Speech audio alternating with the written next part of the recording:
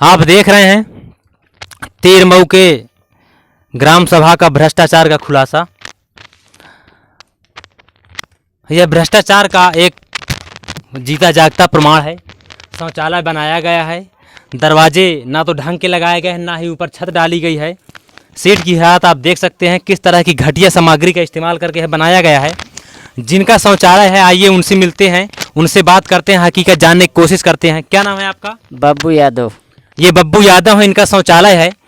इसके बनाने के लिए आपको कितने रुपए दिए गए हैं? हमें 1 रुपया नहीं कहा, तुमको बन जाने से मतलब है, क्या करना है तुमको रुपया? हम कहा ठीक है, हमारी चीज बन जाए तो ये आता बनवाए नहीं। प्रधान जी का कहना है कि आपको शौचालय बनने से मतलब है या आपको रुपया से मतलब है।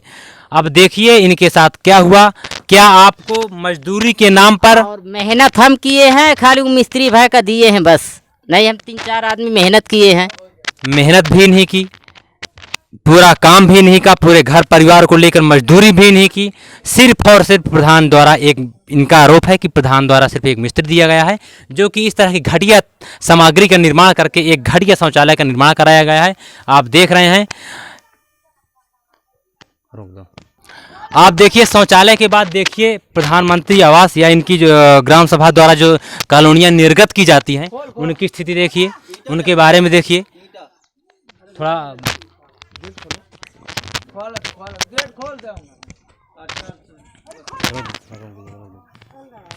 प्रधान जी द्वारा दी गई कॉलोनी ये किनके नाम पर है, ये जानने की कोशिश करते हैं। पूरी जांच पड़ताल आपके सामने दिखाते हैं। भ्रष्टाचार का जो अद्भुत प्रमाण आपके सामने आ रहे हैं लगातार, चाहे शौचालय को लेकर हो, चाहे कॉलोनी को लेकर, चाहे गौशाला को लेकर।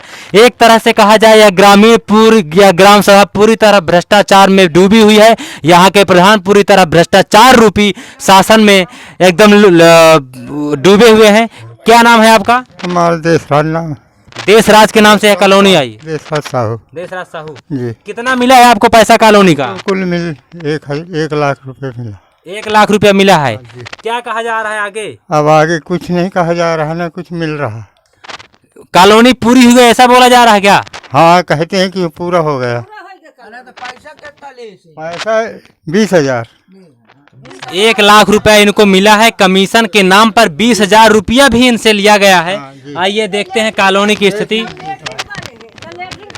कॉलोनी की स्थिति देखिए। क्या वास्तव में ही सरकार द्वारा ऐसी ही कॉलोनियां बनाने के लिए आदेश है? ऐसी ही कॉलोनियां बननी चाहिए। बुजुर्ग कुछ नहीं समझ में आता साहब। मैं इसमें मार भी खाया, सब कुछ खाया है भाई, की बात नहीं। बता रहे हैं कि इनको मार भी। किसने मारा आपको? अरे मारा, जब मारे तो मारे तुम्हारे बर्बाद उनका और सचू ग्राम सचू। इनको मारा भी गया प्रधान के लोगों द्वारा। यहाँ पर जबरदस्ती जबरन मारा गया, जबरदस्ती कराया गया, जबरन। यह आप देख रहे हैं कि तीरमऊ ग्राम सभा के प्रधान द्वारा घोर गुंडाई, घोर अत्याचार का सामना आ रहा है। इनको त्रिपाल के नीचे मजबूरी में रहना पड़ रहा है। आप देख रहे हैं, इनकी रसोई देख लीजिए। ना तो यहाँ इनके खाने के लिए आप देखिए, राशन की यहाँ पर कोई व्यवस्था नहीं दिख रही है। ये 2 बूढ़े परिवार आज रोने को मजबूर हैं, अपने आंसू बहा रहे हैं। इनके शौचालय के नाम पर देखिए, जो शौचालय बनवाया गया है, शौचालय की स्थिति देखिए कि इन गड्ढों पर लेंटर भी नहीं डाला गया है। ये मजबूर है वहां जाने। पहली बात तो इसका प्रयोग नहीं करते होंगे। क्या इसका प्रयोग करती हैं आप? कुछ नहीं साहब, देखिए अब हमारे बैठा कठौर नहीं आना, हमारे खेती आना, बाहरी आना का तो कुछ है साहब। हम बड़ी मजदूरी करी थे तो मही घाटा। शौचालय कितना रुपया आपसे लिया गया? शौचालय में नहीं बने मोसम से 6,000 लिहिन। 6,000 रुपया आपको दिया गया है। हाँ। इसके बाद आगे की राशि क्या कही गई? नहीं दिए गए। मात्र 6,000 रुपए देकर यहाँ पर शौचालय का कागजी कार्यवाही में निर्माण पूरा करा दिया गया है। आप देख रहे हैं, गड्ढों की हालत देख रहे हैं। लगातार प्रधान द्वारा आश्वासन दिया गया कि मैं बनवा दूंगा, और इसके बाद वहाँ से इनकी बात को अनसुनी करके उस पैसे को, बची हुई राशि को खा लिया गया। आइए देखते हैं और ग्रामीणों से पूछते हैं कि आपके शौचालय की स्थिति। आपको शौचालय मिला? हमारा मिला है, हम घर से लगाओ कुछ 6,000 रुपया दी, सामान भर दी, दूध छड़ जा, 6 बोरी सीमेंट, 6 बोरी गिट्टी, 6 बोरी गिट्टी, 6 बोरी सीमेंट और 700 ईंटा देकर, 2 सरिया, मात्र 2 सरिया देकर शौचालय मानक विहीन, गुणवत्ताहीन शौचालय बनवाकर इनको दिया गया है। ना तो शौचालय पूरा बनवाया गया है, ना ही ऐसे तमाम कार्यों को पूरा किया जा रहा है जिससे जनता को संतुष्टि हो। इनका लगातार शोषण हो रहा है। आइए देखते हैं हमारे साथ। भारत को गांवों का देश कहा जाता है। यदि गांवों की जैसी स्थिति रही तो भारत किस गर्त में पहुंच जाएगा। देखिए साहब, यहाँ पर गरीब लोग, ये गरीब जनता आपके बड़े बड़े दावों को, बड़े बड़े आपकी योजनाओं को सिर्फ सुनकर रह जाती है।